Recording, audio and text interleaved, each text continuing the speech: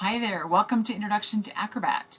If you're watching this video, hopefully that means that you've accessed the course through the Canvas module.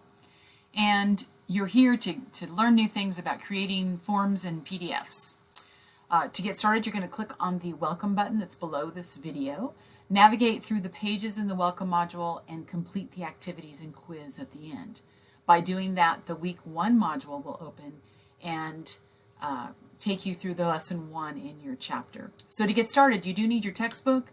You also need the Acrobat software, Acrobat DC. This is not Acrobat Reader.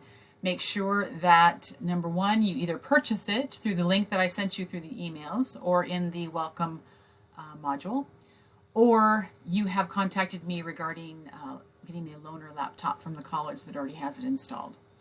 Either way, you just need the software, and there's more instruction on how to do that within the Canvas course. So, with that said, I wish you a great start to the class.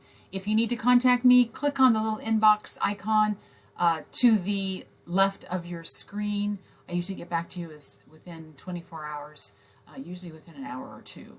But in any event, I look forward to having you in class, and you're going to learn great things.